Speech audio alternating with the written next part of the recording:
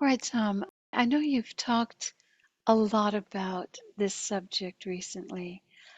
The time is now to determine humanity's history. What things, what thoughts, what actions would turn the agents of chaos around? Each individual has to find their own way. It is a personal journey, but could there be a jumpstart program that can kickstart us towards more positive evolution? Well, yes, there's some things that will help, but basically, we just need more people to give up the ethic of control, power, force, and embrace the ethic of caring, sharing, compassion, and helping. If we had that, then that's the that's the main game. That's the thing that will do most. And people just have to come to their own personal realization that control, power, force is a game you can't win. It's a game that you struggle in and struggle in and struggle in, but it's not a game that you can win because winning has nothing to do with control, power, or force. Winning has to do with evolving the quality of your consciousness in a positive direction, making choices based on love, not on fear. So the control, power, force is a fear-based ethic. It's about grabbing what you can grab, using other people in ways that suit you. It's all self-centered. So it's all on the negative fear side. And what you are here to learn is to let go of that fear side and work to the positive side, which is love, caring, cooperation, compassion, those things. Be helpful. What can I help? What can I do? Not what's in it for me. Okay, one is other-centered and one is self-centered. It's the other-centeredness is what we're trying to do. You know, that's the main game that we have here. That's what we're here for. You have described this system, this system as an information reality, as a system of consciousness.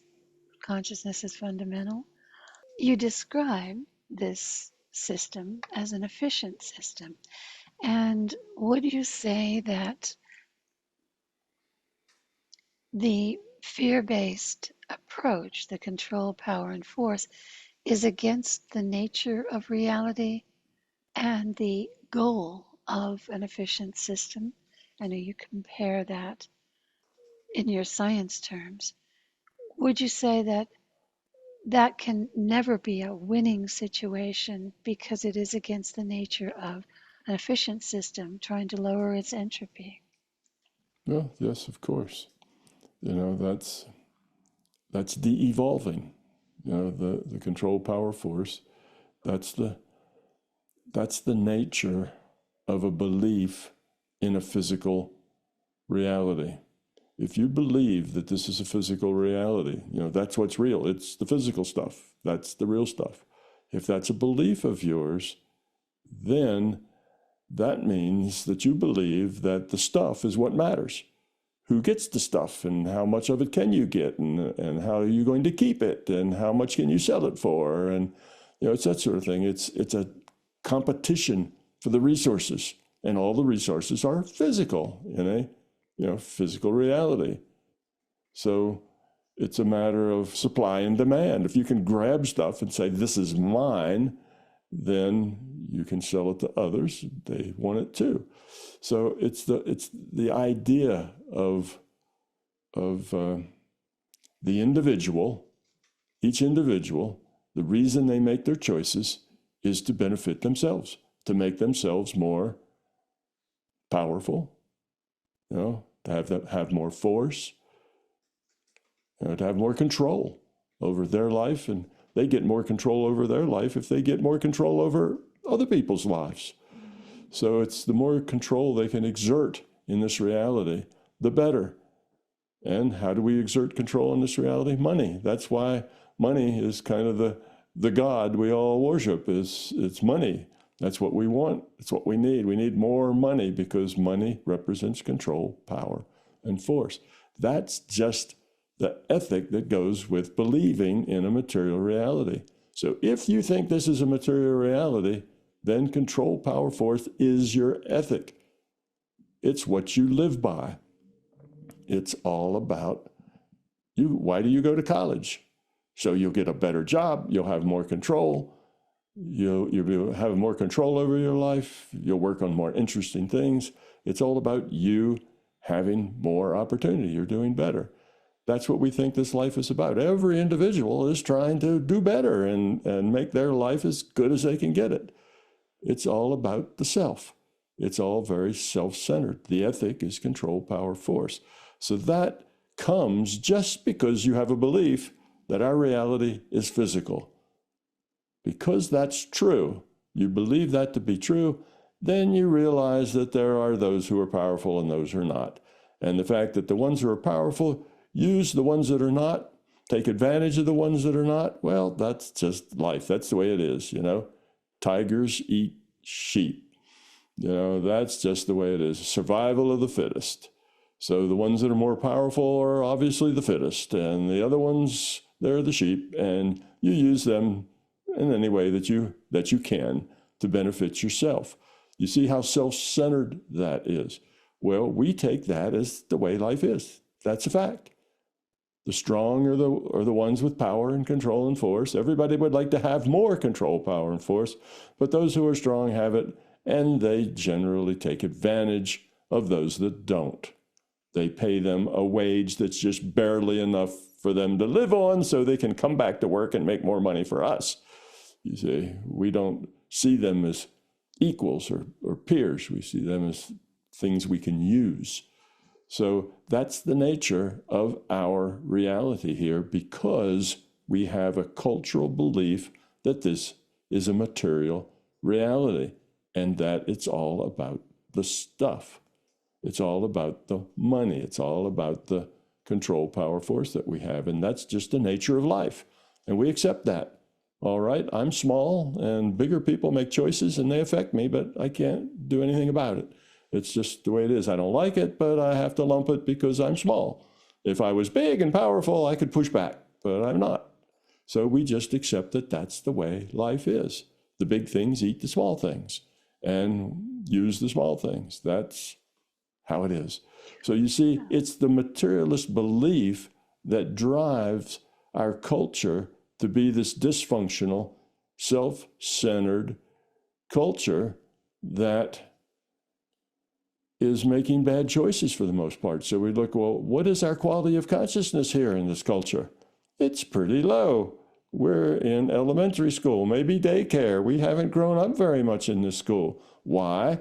Because we all believe that we live in a material reality, and that is part of our cultural belief. Okay, now when people change that and realize that consciousness is what's fundamental, that this material reality is really an entropy reduction trainer for individuated units of consciousness, and we see that as the nature of reality, then we realize that what's important isn't the stuff. The stuff's that's there to challenge us to make better choices. What's important is the choices that we make choices not just for ourselves, but choices that are giving choices, choices about other, how can I help? Not what's in it for me. So that's the thing. We can't get there until we change our viewpoint. And one of the first things that we need to do to change this viewpoint is to convince people that consciousness is fundamental and that this physical reality is not the fundamental thing. It's just a virtual reality that we play in because it gives us very consequential choices. Because everything we do in this reality that seems physical to us affects everybody else. Everything that moves or does something, it's about an energy transfer. I pick up a rock and throw it at you, that's part of it. The rock just goes on its own trajectory according to the rule set and hits you or misses you or whatever. But it's a set where we're all interactive with each other. The things I do affect you. The things you do affect other people. And the things I do then ripple out into other people. So if I'm really, nasty and mean and controlling, whatever, well, then that affects you. And it makes you unhappy. And now your unhappiness affects others and it makes them unhappy. And pretty soon the whole culture is pretty much unhappy, miserable, trying to get as much power, force, and control as they can, working 2 jobs sometimes just to get the control, power, force thing, which is money. That's what it gives you. So, yes, how are we going to change to become this loving, caring society that we'd all like but don't know how to get there? Well, the beginning thing, the big thing that has to happen is we let go of this erroneous belief that this is a material reality and that stuff is what's important. Stuff is what gives you control, power, force. So, and control, power, force is what you need to control the stuff.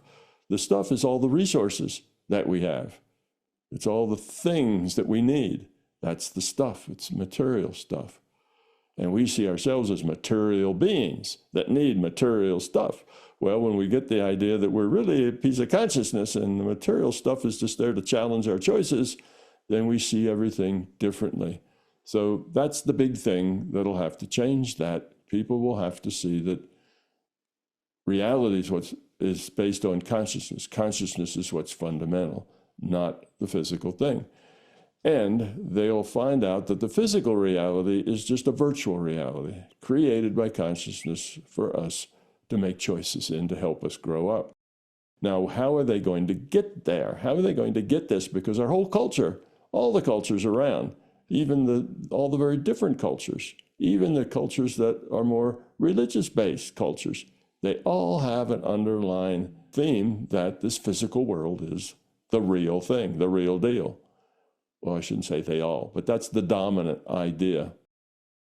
They don't all. There's people all over who know that consciousness, and it's the choice that makes it. There's lots of people all over that know that, but the general population, which is what drives our culture to be what it is, believes this is a physical reality. Now, fortunately, our science, particularly quantum physics, and to some extent relativity too, have pushed our scientists, which I call the high priests of our culture, has pushed them to a viewpoint where they know that reality is information-based. They know it's not just mass. In quantum physics, you dig down to the bottom layer and you find probability, not little chunks of matter. In fact, if you try to model reality with little particles, if you say, well, I'm going to model an electron as a little chunk of mass with a charge. Well, 100 years ago, that's what we thought. But now we know that we can't get the right answer if we do that. When we smash things together and see what comes out the other end, in big atom smashers, then if we model particles as little chunks of mass with charge, we don't get the right answers. We model an electron as a point with the attributes of mass and charge, and we model all the other particles as points with attributes. And then we see how those attributes interact with each other, and then we can get the right answer. Well, that's the way you would describe things in a computer, in a virtual reality, points with attributes. You see, so anyway, our physics has taken us to the point where it's rather obvious that this is an information-based reality. So now we have the physicists getting there, but they don't want to take the next step, which says, well, what does that mean? What does that mean that this is an information-based reality? Well, what it means, what it has to mean, there is no other explanation, is it means that it's computable. It's an information-based reality. Computers compute information. It's an information-based reality. So it's a computable reality. Well, if it's a computable reality, that means we could also call it a simulation, because that's what a simulation is. It's a computed reality. Well, if it's a simulation, we can also call it a virtual reality. These are just different names that mean the same things. So what the scientists have said when they say this is an information-based reality, the logical result of that is this is a virtual reality. It's computed by consciousness. But They don't know that it's computed by consciousness. They don't know how it could possibly be computed. So they don't go there. But consciousness is what's fundamental. Once you get that, then you can leave your materialist beliefs behind and realize that what's fundamental here is the way consciousness works, not the way the physical reality works. That's all nice. It's a nice virtual reality we get to play in and make choices in, but that's not the point. The point is the quality of the choices you make. So I think the first big thing that we have to get to, or the biggest thing we have to get to, is stop believing in this is a material reality, realize consciousness is fundamental, and that this is a virtual reality. And I think we'll get there when the physicists finally get the idea that consciousness is fundamental. And they're getting there. You know, the science is, that's what the experiments tell us. You know, they tell us this, that it's not fundamentally matter. Matter's not at the bottom of things. Probability is. What does that mean, probability? Probability is a computation. When you say probability is at the bottom, that means computation is at the bottom. It's a virtual reality. So we know that, but right now the scientists are going sort of like, oh yeah, I know that, but I just doesn't feel right. I don't know how to, I don't know how to turn that into science. And so they don't know what to do with it, but they're on the edge. And the only thing that's keeping them from falling over the edge is their beliefs. Well, scientists aren't supposed to have beliefs. They're supposed to just do science and find out what the science tells them. But here the science tells them something that's crosswise to their beliefs. So they just say, well, that's just weird science. We don't know what it means. But yes, this course is a physical reality, instead of looking at the science and accepting that the science is telling them something very different. So anyway, that's kind of where we are. But I think that's, the truth is not a fragile thing. The truth will come to the top. So I think in the next decade or so, physicists will get to the point that they realize that this is a virtual reality. And then they're going to be looking for, where does it get computed? And the only possible answer is in consciousness. There's a larger consciousness system, because that answer not only helps them come up with where it's computed, it answers like 100 different paradoxes that they have now that they don't understand, and it answers all of them. Bing, bing, bing, bing. All these things they didn't understand suddenly fall into place. And they fall into place in physics. They fall into place in philosophy. They even fall into place in theology. It redefines some of the basic things in the soft sciences, in sociology and psychology and anthropology. A lot of things now get illuminated by this understanding, and there's changes in all the sciences, and suddenly we have a better physics, a more general physics that will explain everything that's objective, but it also explains everything that's subjective as well. It's a bigger, more general physics that takes explanations for everything, not just, well, science just works for the objective world, that's all. And if it's not in the objective world, then it's not science, and we just don't go there. Well, that subjective world is probably the 75–80% of what matters to people. The stuff doesn't matter that much to people. What matters to people is relationships, connections, attitudes, love, justice. All these things are all subjective. They're not objective things. So the stuff that's most important to us is all in that subjective world. And the scientists say, well, we don't know anything about that. We're just going to work on this other part of the world that really isn't all that important anyway, but that's what we're going to do exclusively. Well, come on, scientists. All the rest of that world also has science behind it. And you need to let go of your belief in materialism as the only thing, broaden it, and you'll find a broader science that will tell you about the subjective world. Why are you unhappy? Why are you struggling? Well, it'll have answers for that. Yeah. Right now, that's not science, but there's a science that talks about the subjective world and shows how that works and why it works. And if you do this, what the results will be, just like on the objective side says, if you do this, what the results will be. So there's a science on both sides. So the challenge is for the scientists to step up to a bigger science that does really explain everything, not just that part of our reality that is the most minor, which is the physical side, the love side, the caring side, the all of the things that have to do with people forming relationships and connections that are positive and helping each other. All of that sort of thing is all done in a subjective world. Yeah. That's all.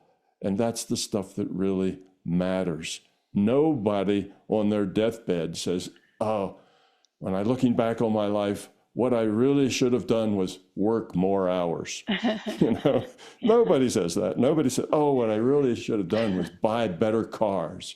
When they look back on their life, the stuff that's important to them was the relationships, the connections. That was what's important. Were they fair? Were they just?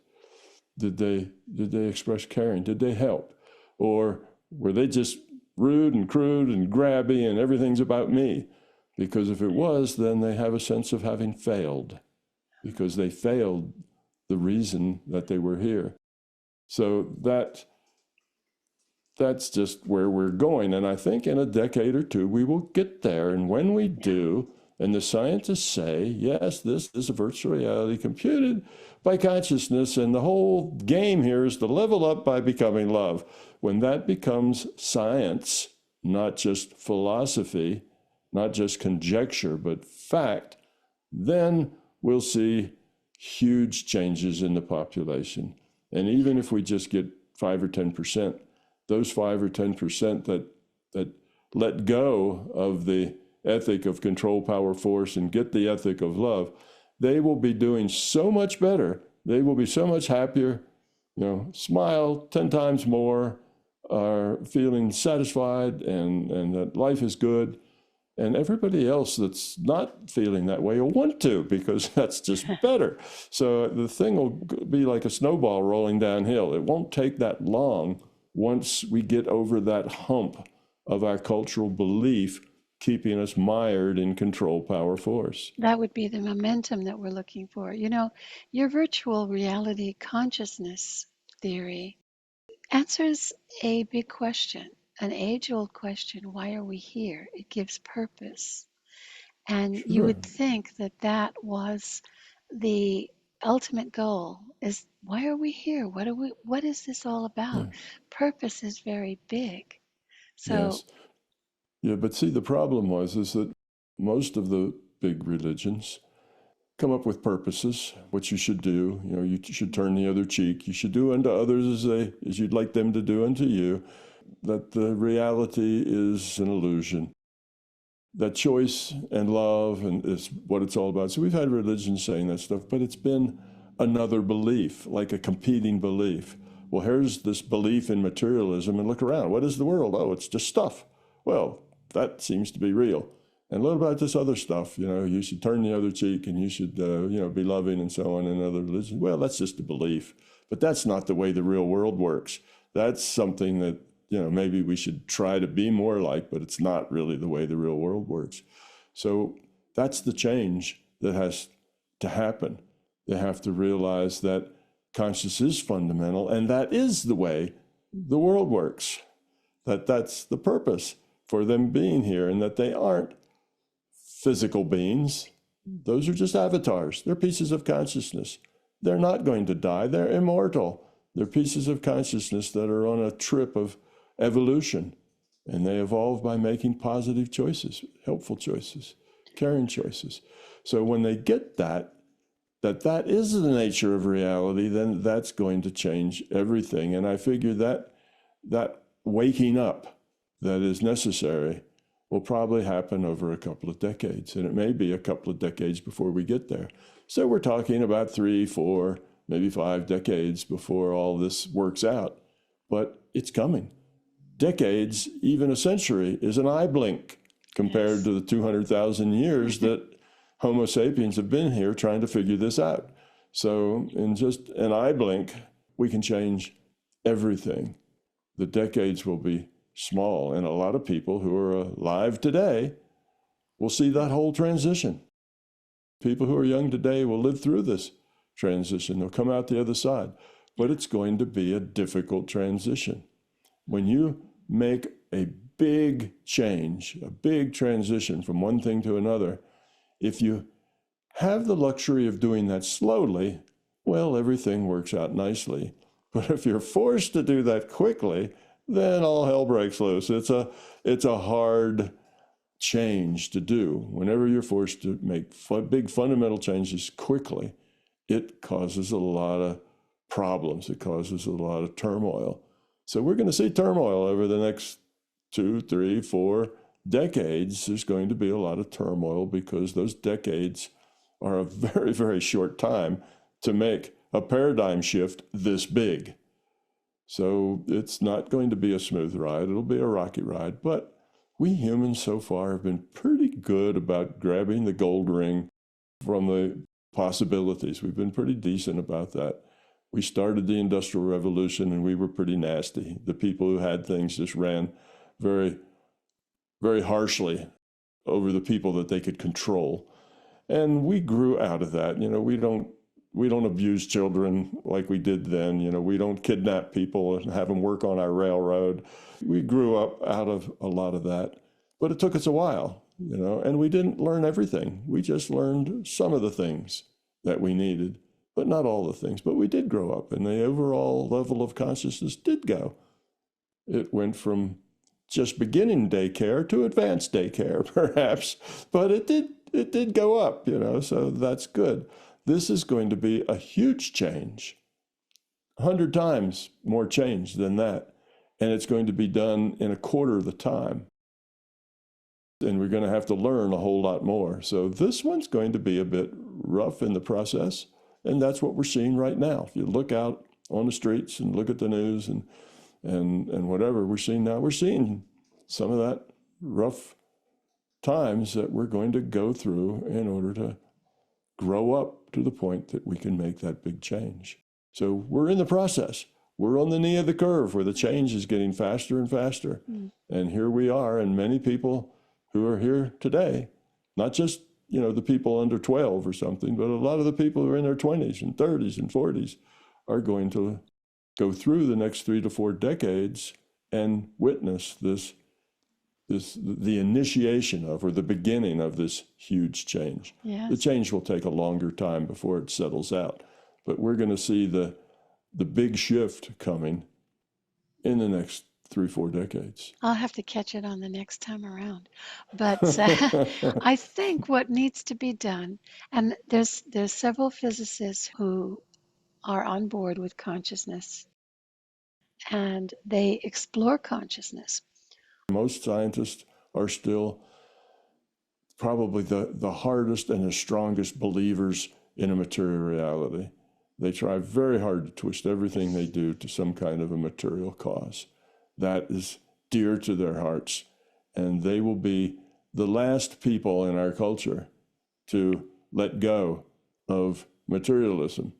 But they're the important group because they will help many others make that same choice. So they're going to be the hardest group to turn to a bigger picture, but they'll be the most influential group after they do that. Yes. So it's just going to take time. I remember you saying, this was quite a while ago when we did an interview on this, that it will be the people that will bring the scientists, the physicists, kicking and screaming into the next paradigm.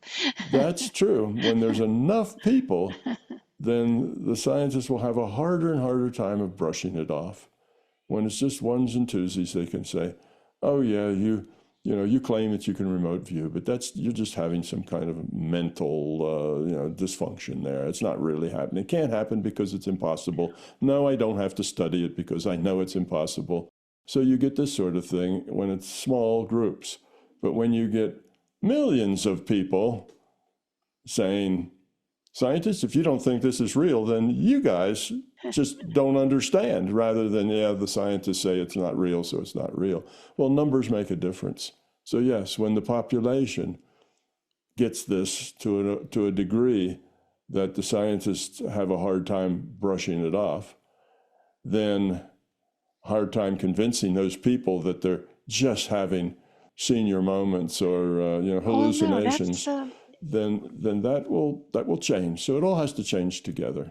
That's repeatable evidence. Remote viewing is Sure pretty it is. simple and Oh, it's very simple. And the protocols surprisingly, are very scientific and all of yeah, that. But you can't get just give it a try. somebody to see things. You can't get people to see things until they're ready to look. I mean, that's You like can. hard evidence. It is I'm trying very to hard think of the evidence easiest hard done by evidence. Yeah. hundreds of thousands of people. Yeah. Yes, but it's still, science still pushes it off and say that's impossible. Yeah. Can't happen. But that's what I say. They're the hardcore believers in the physical reality because the physical reality has been their business. Science is just about how the physical reality works. There was one person who was a MIT and Caltech mathematician who was skeptical too. And it was remote viewing that opened his eyes to this consciousness Sure. is That's what opens fundamental most people's reality. eyes is an experience they have that they Yes. know is real because there it is, it happened, There it is. but they can't explain it. And suddenly then their mind is open to something in reality is more than just the physical because they have that experience. That's the thing that drives this for the most part. Yes. We'll see that someday. Thank you so much for this, Tom. Really well laid out and very, very interesting. Thank you. Love is the answer. If there's one way to discover this truth that Tom Campbell, physicist and consciousness expert, has concluded, it is through your own experience. Give yourself the gift of experiencing yourself. After all, Tom has stated so many times that if it's not your experience, it's not your truth. So learn to experience with Tom's Exploring Consciousness and Everything Paranormal program and unlock those natural abilities for yourself. Discover why love is the answer. Binaural beats included to assist you. Details are in the description below. Thank you. I and MBT Events hope you like this video. If you do, then you should consider being a Patreon member because Patreon members get early access to our special content. You will also be able to get your questions answered by me in special Q&A sessions, and most importantly, your contribution as a patron member will enable us to produce the content that you're looking for. So thank you.